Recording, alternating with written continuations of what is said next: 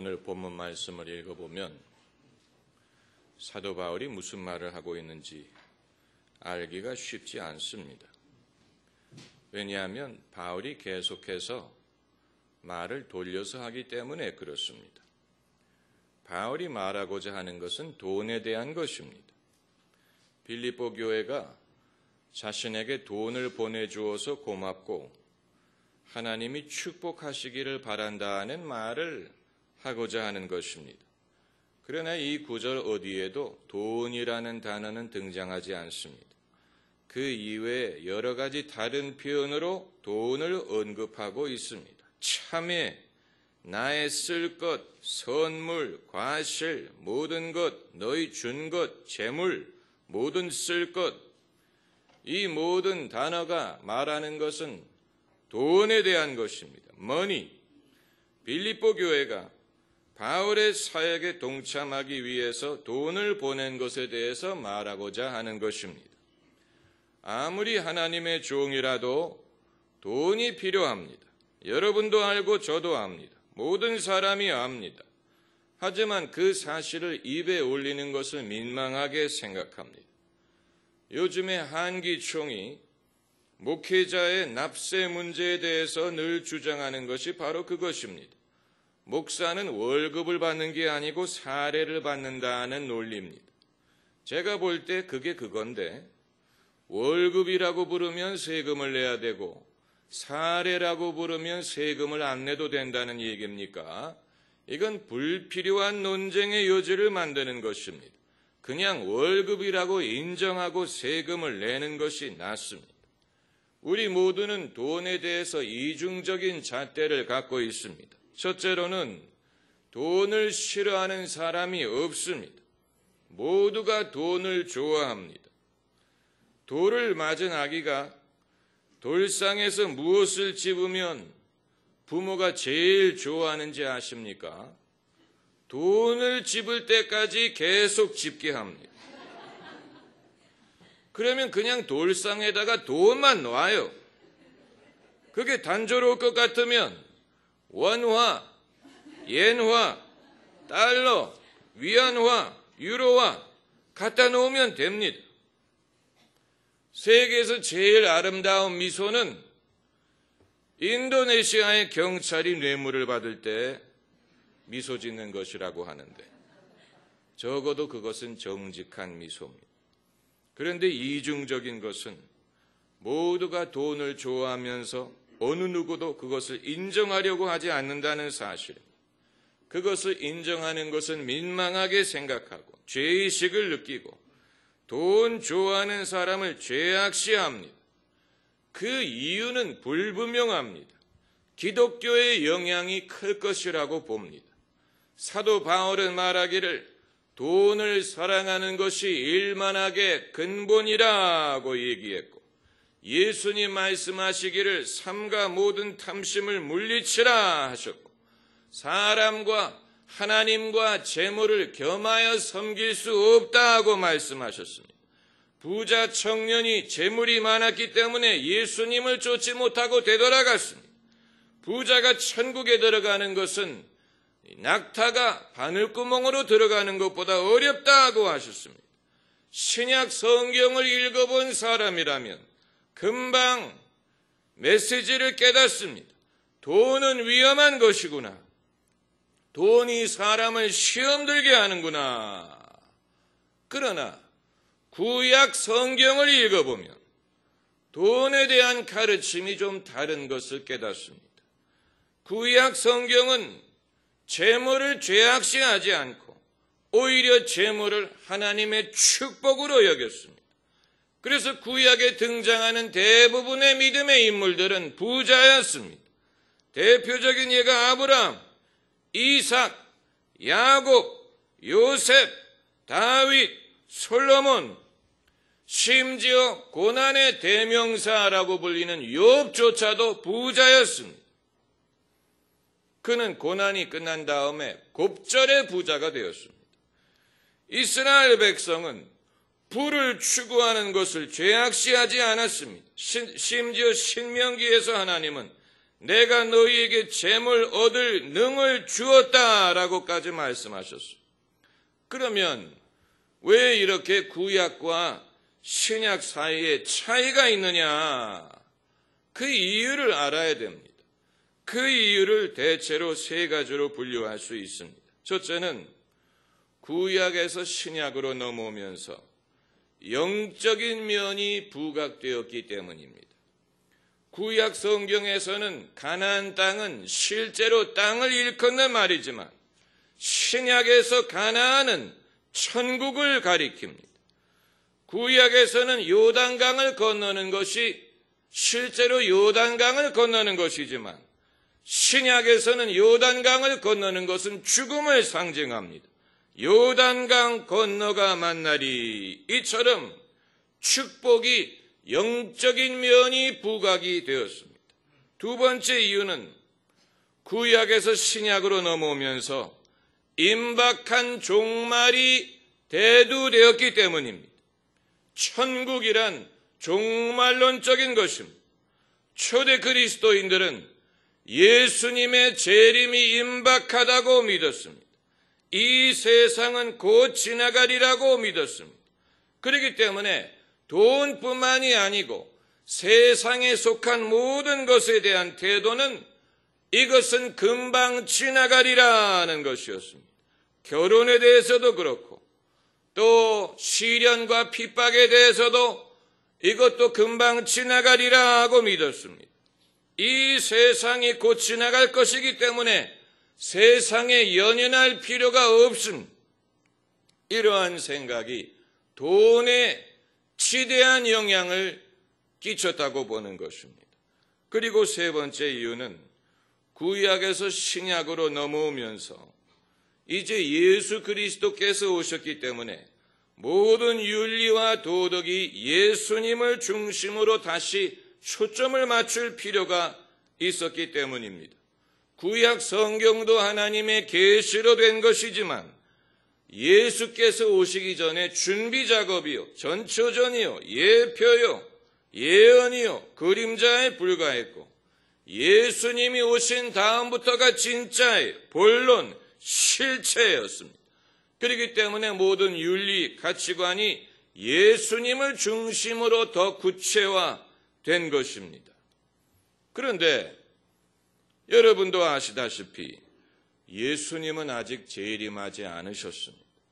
2000년이라는 세월이 지나갔습니다. 과연 초대 그리스도인들이 그랬던 것처럼 종말이 임박하다고 생각하면서 사는 데에는 한계가 있었던 것입니다. 사도행전만을 보아도 성도들 간에 그러한 변화의 조짐을 엿볼 수가 있습니다. 7 집사 중에 한 사람이었던 빌립, 그는 복음 전하는 은사가 있었던 사람입니다. 그가 혜성처럼 나타나서 종횡무진 사방을 다니면서 복음을 전했습니다. 단독으로 사마리아를 복음화하고 신비한 방법으로 에디오피아로 내려가는 에디오피아 내시를 전도했습니다. 그런데 그가 가이사랴라는 곳으로 간 다음부터 잠잠해졌습니다. 더 이상 그의 활약상이 사도행전에 나오지 않습니다. 그 이유는 빌립이 가이사랴에 정착해서 가정을 가졌기 때문입니다. 딸 넷을 두었는데 이 딸 넷이 다 예언하는 은사가 있었다고 했습니다. 그러니까 빌립의 영빨은 여전했는데 젊었을 때처럼 종횡무진 살 수 없었습니다. 사람이기 때문에 그도 결혼을 해야 되고 자식을 키워야 되고 모르긴 몰라도 돈도 벌어야 했을 것입니다. 신앙인이 돈에 대해 부인할 수도 없지만 그러나 돈을 좋아하는 티도 낼 수 없는 난처한 입장에 있는 것입니다. 그래서 오늘 본문에 나오는 사도 바울의 입장이 그러합니다. 그가 힘들었던 이유는 돈이 없었기 때문입니다. 11절에 말하기를 어떠한 형편에든지 내가 자족하기를 배웠노니, 그 말의 뜻은 돈이 없어서 힘들 때가 있었다는 말이고, 14절에 그러나 너희가 내 괴로움에 함께 참여하였으니 잘하였도다. 그 말은 여러분이 내게 돈을 보내주는 바람에 숨통이 튀었다라는 말입니다. 바울이 신앙인이고 점잖은 사람이고 인격자이기 때문에 여느 사람처럼 돈이 떨어졌다고 아우성을 친다든가 독촉을 하지는 않을 것이지만 이게 내가 감당해야 될 짐이겠거니 이렇게 묵묵히 감당을 하지만 그럼에도 할 말은 합니다. 너희가 내 괴로움에 함께 참여하였으니 잘하였도다. 바울이라고 기도만 하고 살 수 있는 것은 아닙니다. 여러분, 우리는 돈에 대한 철학이 필요합니다. 진부하고 비현실적인 철학은 더 이상 필요 없습니다. 금을 돌보듯 하라. 그런 격언은 도움이 되지 않습니다. 돈으로 사랑을 살 수 없다. 그런데 여자들은 돈 많은 남자들 좋아하더라고요. 우리가 갖고 있는 문제의 상당 부분은 돈이 없기 때문에 발생하는 것입니다. 우리가 복지를 하려고 해도 돈이 필요하고, 빈부의 격차를 줄이려고 해도 돈이 필요하고, 예수를 장려하려고 해도 돈이 필요하고, 남북 통일을 하려고 해도 돈이 필요하고, 질병을 고치려고 해도 돈이 필요합니다.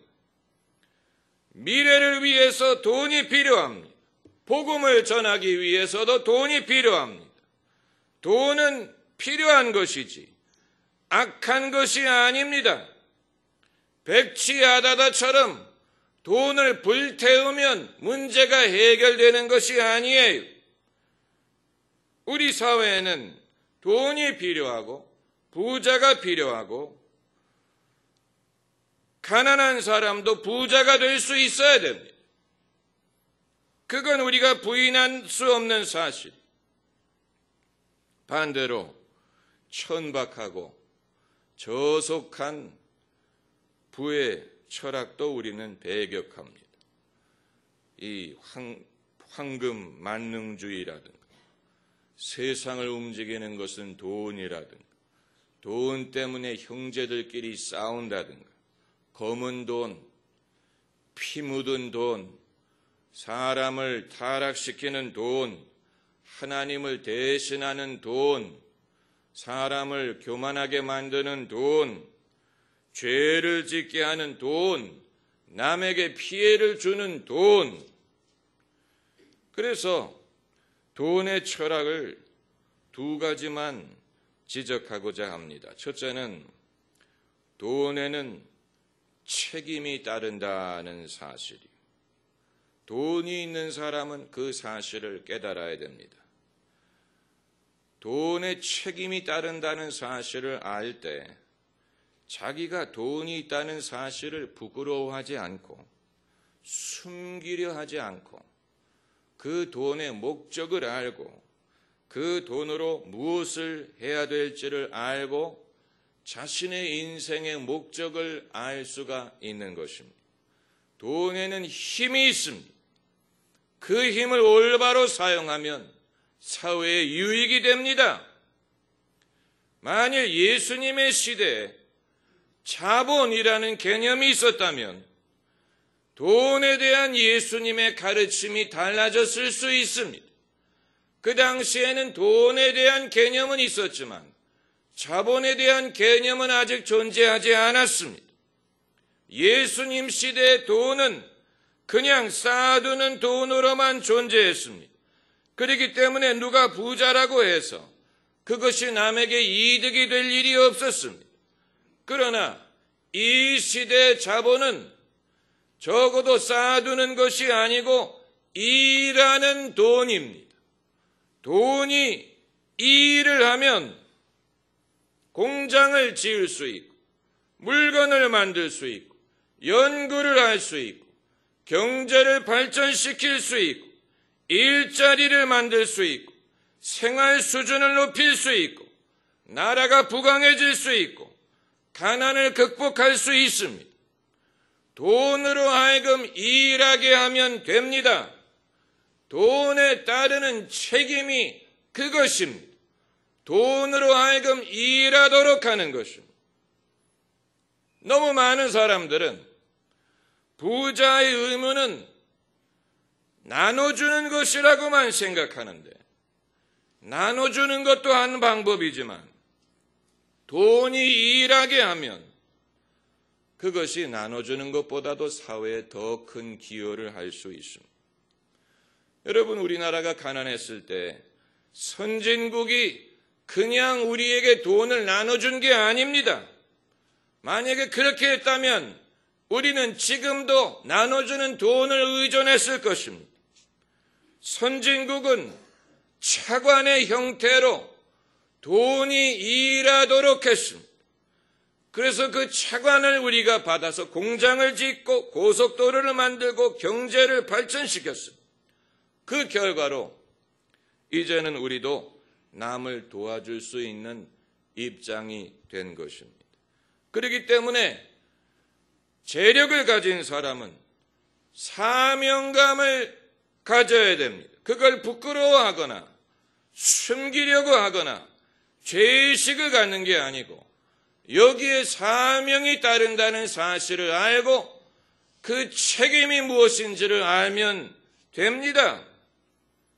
재력가가 사회에 진 의무는 그 부를 환원하는 것이 아니고 돈이 제대로 일하도록 해서 모두가 그 혜택을 누릴 수 있도록 하는 것입니다.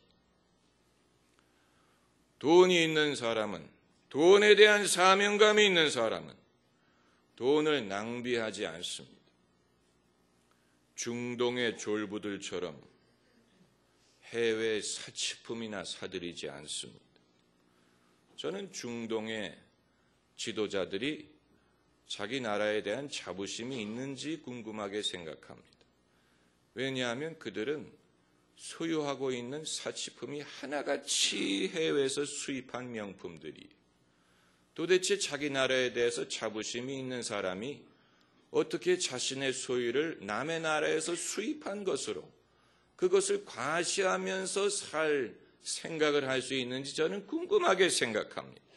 도대체 자기 국가에 대해서 자부심이 있는 사람입니까? 없는 사람입니까? 어떻게 자기들이 생산하는 것은 석유밖에 없고 그 이외의 모든 사치품은 하나같이 외국에서 수입한 명품이고 그것을 자랑스럽게 생각한다면 자기 나라에 대한 전혀 자부심이 없다는 얘기예요. 적어도 우리나라는 국산품을 애용하자라는 운동을 할 때가 있었지요. 그것이 지금 FTA 시대에는 불법일지 모르지만 적어도 우리에게는 자부심이 있었어요. 그것이 우리나라도 부강하게 되어서 이제는 우리가 남의 나라에 명품을 수출할 수 있게 된 것이 아닙니까? 그런데 두 번째 돈의 철학은 힘을 잘못 사용하면 남이 다치듯이 돈을 잘못 사용하면 남이 다친다 하는 사실. 앤드류 카네기가 강철왕이라고 부르죠. 그가 광산을 경영할 때 광부들이 자신이 경영하는 식료품점에서 식료품을 사게 하고 자기가 운영하는 부동산을 통해서만 집을 사고 팔 수 있게 했습니다. 많은 사람의 원성을 샀습니다. 데이빗 록펠러가 존 록펠러인가요? 아무튼 록펠러가 석유 사업을 하면서 자신의 엄청난 재력으로 경쟁자들을 다 쓰러뜨렸습니다. 독점을 이루었습니다. 여러분, 카네기나 록펠러가 많은 좋은 일을 했음에도 불구하고 지금까지 욕을 먹는 이유가 바로 그것입니다. 그들이 갖고 있는 재력을 남용했기 때문입니다.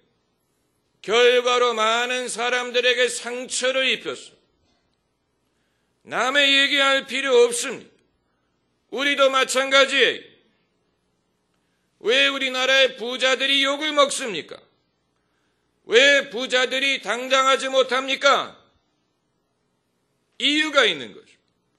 돈으로 권력을 산다든가, 돈으로 진실을 은폐한다든가, 진실을 왜곡한다든가, 돈으로 사람을 타락시킨다든가, 돈으로 사람을 비굴하게 만든다든가, 돈으로 규칙을 어긴다든가, 돈으로 인격을 대신한다든가, 돈으로 사랑을 대신한다든가, 돈으로 믿음을 대신한다든가, 돈으로 하나님을 대신하는 것, 이런 모든 것은 잘못입니다.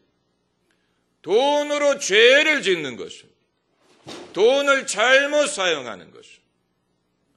이러한 돈이 사람을 타락시키는 것입니다. 우리가 평소에 성에 대해서 말하지 않는 것처럼 돈에 대해서도 말하지 않지만, 말하지 않는다고 문제가 사라지느냐? 그건 아니에요. 그러므로 우리는 바로 알아야 됩니다. 바로 생각해야 됩니다. 돈을 바로 벌어야 됩니다. 돈을 바로 써야 됩니다. 그러기 위해서는 우리가 신앙이 필요한 것입니다. 할렐루야. 기도하십시다.